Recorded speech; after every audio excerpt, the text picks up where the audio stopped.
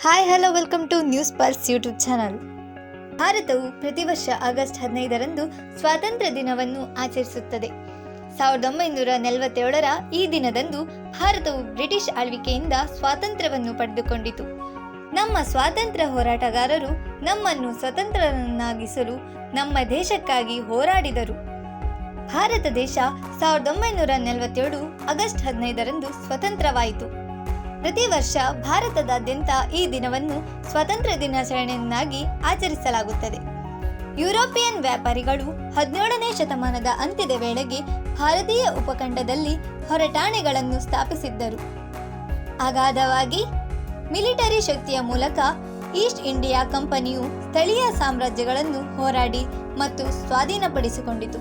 June 3, 1947ರಂದು ಅಂದಿನ governor general ಆಗಿದ್ದ lord Mount baton Bharat ಮತ್ತು ಪಾಕಿಸ್ತಾನ ಎಂಬ 2 ರಾಷ್ಟ್ರಗಳಾಗಿ ವಿಭಜಿಸುವುದಾಗಿ ಘೋಷಿಸಿದನು.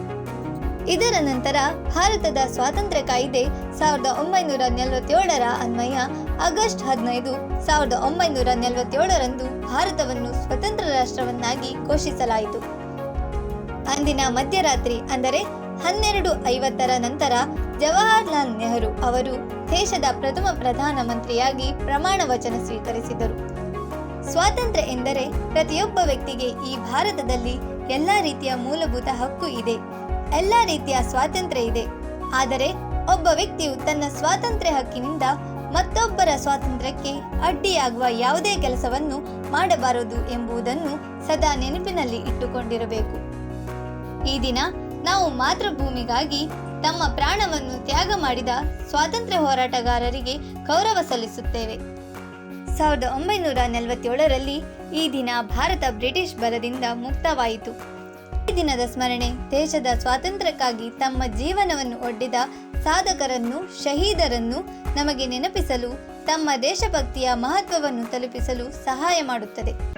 ಮಹಾತ್ಮ ಗಾಂಧೀಜಿ, ನೆಹರು, ಸುಭಾಷ್ ಚಂದ್ರ ಬೋಸ್, ಭಗತ್ ಸಿಂಗ್, ತಿಲಕರವರು, ಲಾಲ್ ಬಹದ್ದೂರ್ ಶಾಸ್ತ್ರಿಜಿ ಮತ್ತು ಇನ್ನಷ್ಟು ಹಲವರು. ಈ ದಿನ ಪ್ರತಿಯೊಬ್ಬನ ಹೃದಯದಲ್ಲಿ ದೇಶದ ಪರಿಗಣನೆ, ಸಂತೋಷ ಮತ್ತು ಗೌರವ ತುಂಬುತ್ತದೆ. ಯುವಕರಿಗೆ, ಮಕ್ಕಳಿಗೆ ಮತ್ತು ಎಲ್ಲ ಪ್ರಜಾಪ್ರಭುತ್ವದ ಸಿಬ್ಬಂದಿಗೆ ಈ ದಿನದ ಮಹತ್ವವನ್ನು ಮತ್ತು ದೇಶದ ಪರಿಗಣನೆಯನ್ನು ಅರ್ಥ ಮಾಡಿಕೊಳ್ಳಲು ಸಾಕ್ಷಾತ್ಕಾರವಾಗುತ್ತದೆ.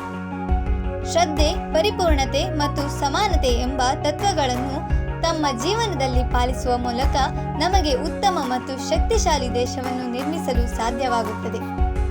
ನಾವು ಪ್ರತಿ ಭಾರತೀಯರು ದೇಶದ ಸರ್ವಾಂಗೀಣ ಅಭಿವೃದ್ಧಿಗೆ ಪಾತ್ರರಾಗಲು ಶ್ರದ್ಧೆ, ಪರಿಶ್ರಮ ಮತ್ತು ಸಾಮರಸ್ಯದಿಂದ ಕೆಲಸ ಮಾಡಬೇಕು. ಸ್ವಾತಂತ್ರ್ಯದ ದಿನವು ಭಾರತೀಯರನ್ನು ಅವರ ದೇಶದೊಂದಿಗೆ ಸಂಬಂಧವನ್ನು ಹೆಚ್ಚು ಗಾಢಗೊಳಿಸಲು ಪ್ರೇರೇಪಿಸುತ್ತದೆ. ದೇಶದ ಸ್ವಾತಂತ್ರ್ಯವನ್ನು ಕಾಪಾಡಲು ಮತ್ತು ಅಭಿವೃದ್ಧಿಗೆ ಸಹಾಯ ಮಾಡಲು ಪ್ರತಿಯೊಬ್ಬರು ತಮ್ಮ ಶ್ರದ್ಧೆ, ಪರಿಶ್ರಮ ಮತ್ತು ನಿಷ್ಠೆಯನ್ನು ನಿಯಮಿತವಾಗಿ ಪಾಲಿಸಬೇಕು. ಭಾರತದ ಸ್ವಾತಂತ್ರ್ಯವು ಅಪಾರ ಸಂಖ್ಯೆಯ ವೀರರ ತ್ಯಾಗ ಮತ್ತು ಬಲಿದಾನಗಳ ಫಲವಾಗಿದೆ. ಮಹಾತ್ಮ ಗಾಂಧಿಯವರ ಅಹಿಂಸಾತ್ಮಕ ಹೋರಾಟ, ಸುಭಾಷ್ ಚಂದ್ರ ಬೋಸ್ರವರ ವೀರ ಸಾಹಸ, ಭಗತ್ ಸಿಂಗ್, ರಾಜ್ಗುರು, ಸುದ್ದೀಕ್ರವರ ದೇಶ ಪ್ರೇಮದ ಉರಿಯಂತಹ ಹಲವು ಹೋರಾಟಗಾರರ ತ್ಯಾಗದ ಬಲದಿಂದಲೇ ನಮಗೆ ಸ್ವಾತಂತ್ರ್ಯ ದೊರೆತಿದೆ. ಅಶಿಕ್ಷಣ, ಬಡತನ, ಅಸಮಾನತೆ ಮುಂತಾದ ಸಮಸ್ಯೆಗಳನ್ನು ನಿವಾರಿಸುವ ನಿಟ್ಟಿನಲ್ಲಿ ನಾವೆಲ್ಲರೂ ಒಗ್ಗಟ್ಟಿನಿಂದ ಕೆಲಸ ಮಾಡಬೇಕಾಗಿದೆ. ವಿವಿಧ ಧರ್ಮಗಳು, ಜಾತಿಗಳು, ಭಾಷೆಗಳನ್ನು ಒಳಗೊಂಡ ನಮ್ಮ ದೇಶದ ವೈವಿಧ್ಯತೆಯನ್ನು ಸಂರಕ್ಷಿಸುವುದು ನಮ್ಮೆಲ್ಲರ ಕರ್ತವ್ಯ. ಬ್ರಿಟಿಷರ ಆಳ್ವಿಕೆಯು ಭಾರತದ ಸಂಪನ್ಮೂಲಗಳನ್ನು ಬರಿದು ಮಾಡಿತು ಮತ್ತು ಭಾರತೀಯರನ್ನು ಆರ್ಥಿಕವಾಗಿ ಹಿಂದುಳಿಸಿತು. ಇದು ಭಾರತೀಯರಲ್ಲಿ ಬಂಡುಕೋಪವನ್ನು ಹುಟ್ಟುಹಾಕಿತು. 19ನೇ ಶತಮಾನದಲ್ಲಿ ಭಾರತದಲ್ಲಿ ರಾಷ್ಟ್ರೀಯ ಚೈತನ್ಯವನ್ನು ಜಾಗೃತಗೊಳಿಸುವ ಪ್ರಯತ್ನಗಳು ಆರಂಭವಾದವು.